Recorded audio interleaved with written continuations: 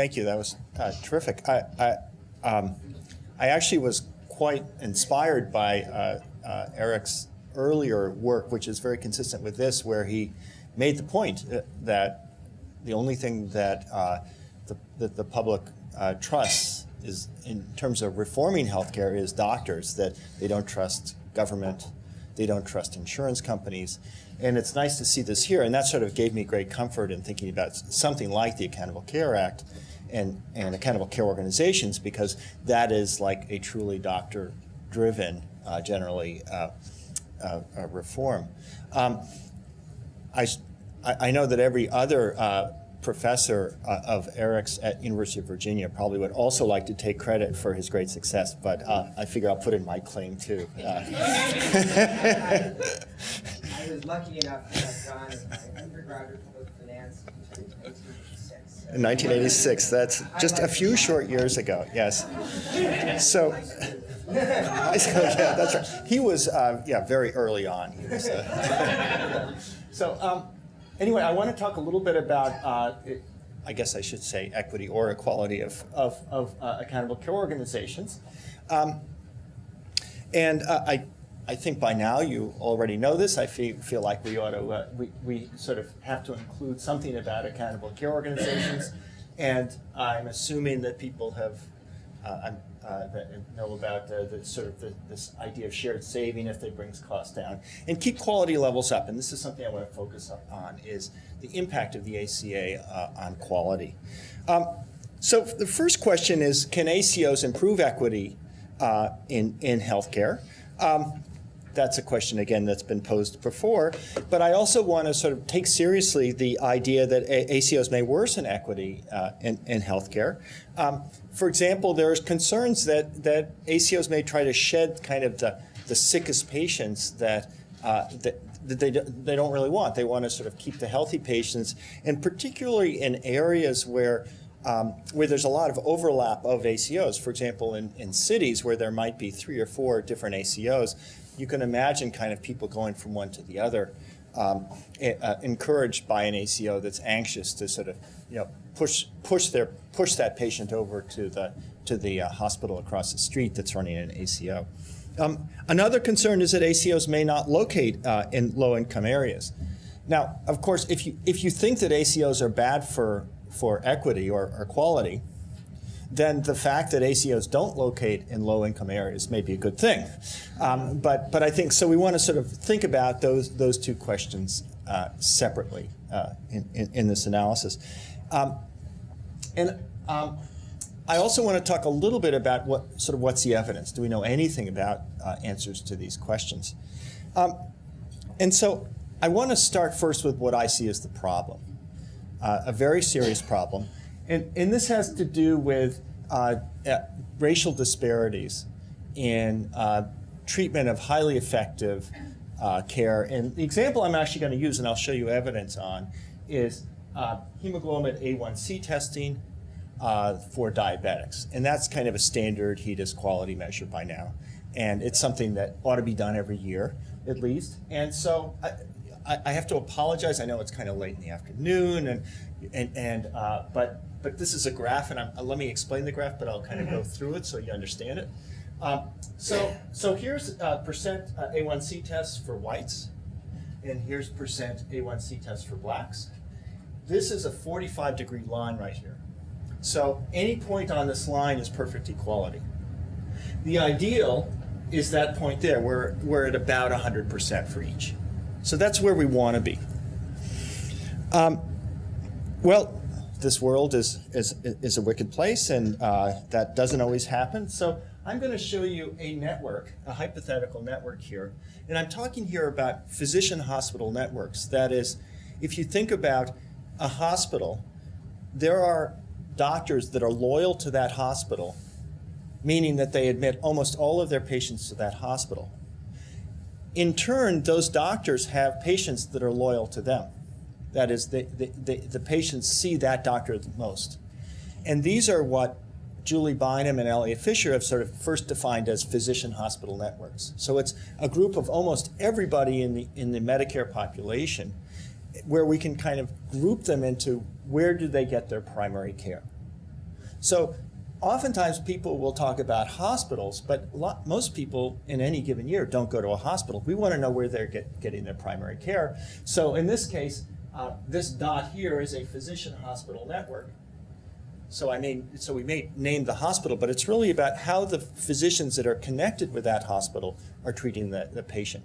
Now, of course, the physician hospital network morphed into an accountable care organization. That was kind of the next logical policy step, which, at least in theory, would be a bunch of doctors, all of whom are sort of with a hospital in the network, and they're the ones who end up being rewarded on the basis of the quality of care and the cost of care. So I just want to make sure that we understand this graph. It's one of my favorite. And there'll be a punchline, which is real data. So this is a place that does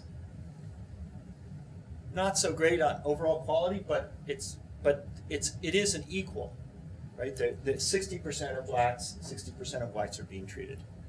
Now, what do you think about A versus B? So now we have B, we have 60% of whites are being treated, but only 30% of blacks. So B is clearly worse than A. I think we can agree. So there are racial disparities, and 30% is pretty atrociously low. So you ready for the data? So this is actually work headed up by Julie Bynum, and it uses 2003 data. Actually, nowadays, most healthcare systems are actually doing a lot better job, but this is kind of a good snapshot, and let me explain this dot. So each one of these dots is a physician hospital network that's pretty big. That is, it has enough African American and white patients in it so we can be reasonably confident about the numbers. The red dots show that are significantly different from the 45-degree line. So all of these dots here show lower rates for blacks than whites. So these are all racial, we're showing racial disparities here. There are actually a couple here that do better with blacks than whites, and a few are significantly different than that. But it's kind of a great big scatter plot. So we're not doing very well here, but the remarkable thing that I find is how much of a spread there is along the horizontal axis as well. We have places that are at 30%, and we have places that are at 60%. And so here's the quiz. Here's A. This is an actual physician hospital network. It's pretty equal, isn't it? Right? 30%, a little over 30% for whites, a little over 30% for blacks. Here's B.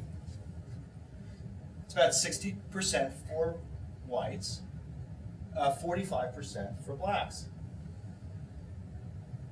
If you had to, which is better and which is worse?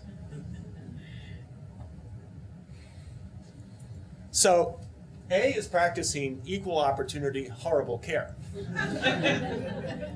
And so I think that sort of the dimension here is that before we, we'd want to know what's going on at B, why it does such a good job of providing care for whites and not blacks. But in terms of which physician hospital network you'd rather send your grandmother to, well, I'd actually rather send my grandmother to B, no matter which race my grandmother happens to be, and so that's why I think sort of thinking about racial disparities in terms of how they interact with sort of where people live, I think is really critical, because otherwise you don't get sort of the full sense of the difference. Now, why can ACOs help this? Because I think if you find that the total rate is at about 100%, then you can be sure that there's no disparities. Right? The best way to get rid of disparities is to basically get the rates for both groups up to 100%.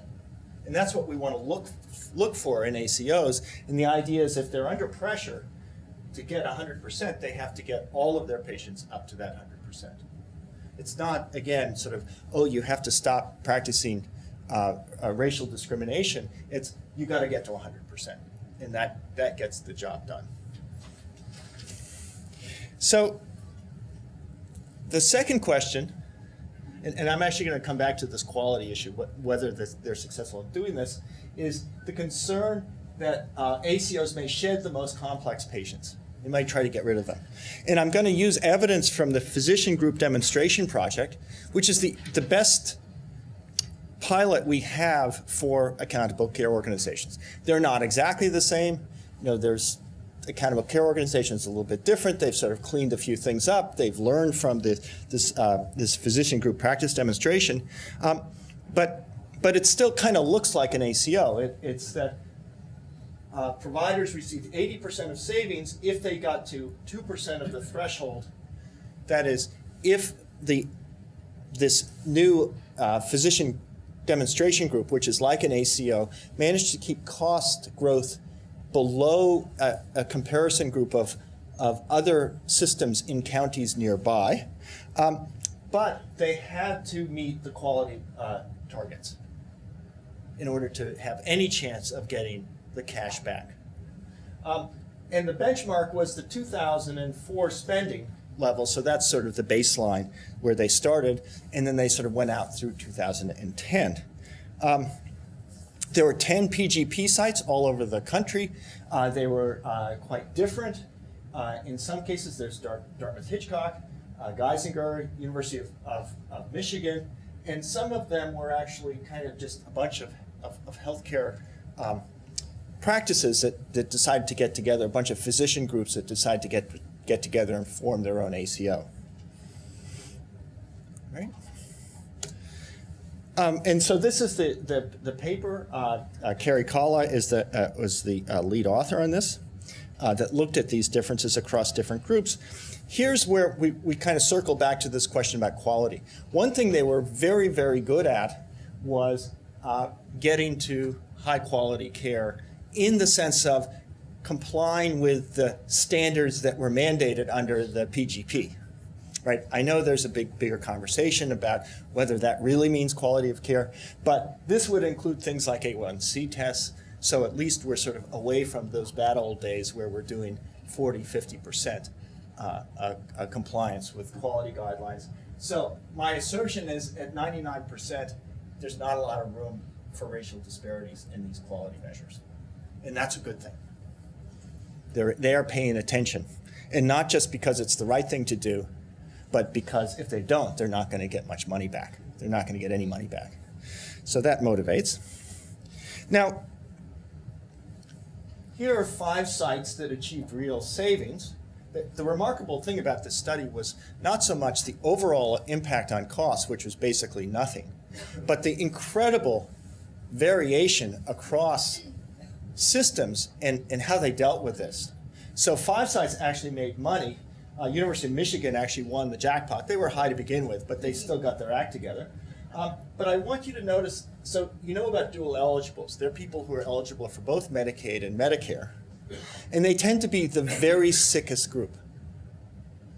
And what this paper showed was that tremendous savings were realized on the dual eligibles.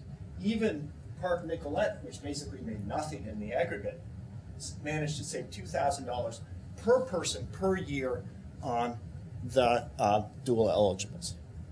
So remember that the way that this is set up is that you have a baseline, and if you get improvements, then you make money. So if you start with really, really sick people to begin with, that you figure out how to treat better, you can actually make money on the sickest patients. Now, the question is, what happens after 3 or 4 years when you've sort of done your best and they start getting sicker? Who knows about that? But at least the first order effect is that, in some sense, it's like Willie Sutton robbing banks. It's like, I hate to say it, but the really, really sick people who are showing up at the emergency room 47 times in a year, they're the ones where there's the biggest potential gain in terms of cutting back expenditures and changing the way that they're treated. Presumably, David will talk a little bit about this group later on. So what did the successful sites do? And again, I'm probably telling you what you already know. These are all good things, I think, in terms of fairness. If you have a system with integrated care management, redesigning primary care, information technology systems, that makes it much easier to make sure that there isn't systematic neglect of certain populations in your group. And so you can really keep track of that and find out, if quality measures are lagging, you can do something about it very quickly. So that's what the successful sites did. Now, what did the unsuccessful sites do? We don't, and by the way, Dartmouth-Hitchcock is in this group. They did get their quality metrics better. But I think these are places that did not make the investment in actively sort of cutting costs and redesigning their systems. There is a correlation between the size of the system and the savings that they managed. And I think there's kind of an economies of scale here that if you're big enough, if there's enough money, that it may make it worthwhile to really go through the effort to change the way you organize care. But it's not easy. It's very hard. Okay. So this is work that I'm reporting on. That this is in progress, and it's work. Valerie Lewis is a brilliant sociologist who's working up at Dartmouth at TDI, and there's Elliot Fisher is a senior author, and they're basically trying to track in real time. Where are ACOs locating? Are they located in poor areas? Are they located in high-income areas? And so they're on the phone, and they basically are keeping track of these things. And they're sprouting up all over the place. It's really quite remarkable. They have some work here. So here's one ACO. That's Dartmouth-Hitchcock. We can keep an eye on that one. But and that's a fairly conventional one, right? That it's a big integrated healthcare system. It's a lot of people get primary care there. Pretty straightforward. But then there's some other interesting ones. There's sort of these networks of both hospitals and clinics. There's one in Arizona. There's even more interesting ones. There are 10 sort of urban health clinics. 10 federally qualified health centers. Every clinic provides primary care, and some also provides behavioral health, dental, or wraparound services. So they basically got together, they stopped competing with one another and saying kind of nasty things about one another, and now they're actually working together. And so that's considered to be an ACO.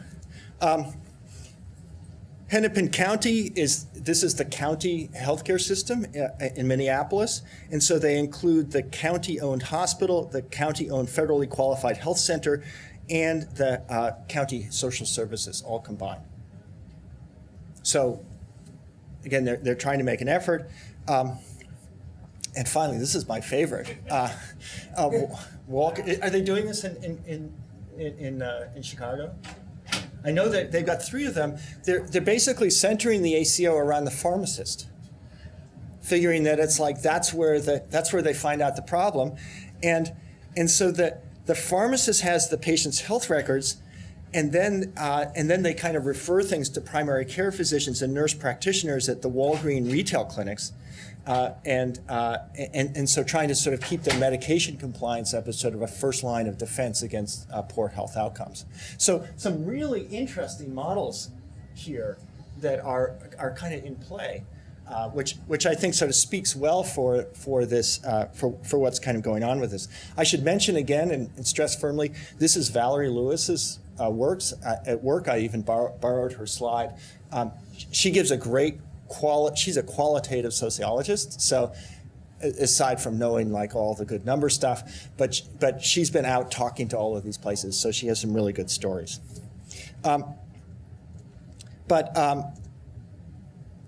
Basically, they've found about 227 ACOs so far, and now even more. 37% serve just one hospital service area, and 25% serve 8 or more hospital service areas. About 27% of Medicare enrollees have access to an ACO. So again, it's growing quite rapidly. There's a map. See, there's obviously like Nebraska hasn't quite gotten there, but there are lots of other places. This is just one quick number I want to leave with you, because at the end of the day, there are still fewer ACOs locating in high poverty areas, and so this is a pretty big difference, 16% versus 27%, and this controls for all kinds of stuff. So I guess the takeaway is that yes, ACOs seem to be developing in this kind of very creative way. They're all kind of different. Some of them are targeted for low-income populations, but still, on average, they seem to be popping up in the higher income regions. So there's sort of some good news, some bad news there. So I just want to sum up briefly. I think why I like ACOs is I think they do have the potential for high-quality care, particularly for those with low socioeconomic status. The story about the health clinics in Minneapolis was particularly reassuring, in that they're now actually cooperating rather than kind of competing for grants with one another. And again, if you get to 100% in terms of your quality measure, that does not leave room for racial disparities in quality. There is a concern about the incentives to dump chronically ill patients, but I think it's mitigated somewhat by the design of the ACO incentives. If you start with very unhealthy patients, you can make more money. Again, that may be limited in the long term, and we may observe some of this going on. We need to watch that carefully. And that's something that we're planning to do at Dartmouth by keeping an eye on the Medicare claims data to sort of see who seems to be bumped from one to another. There is this concern that ACOs are not locating as much as perhaps they could be in high poverty areas. And again, I think Valerie Lewis has some qualitative data that suggests that, they say, look, setting up an ACO costs money. It's like you have to completely restructure healthcare. And to do it with the hope that you're going to get some shared saving in the future is just really difficult. So I think there are kind of budget constraints there that play in. And finally, is my view is I think ACOs have to be better than what we got now. They may not be perfect, but boy, what we got now is certainly not perfect. So thank you.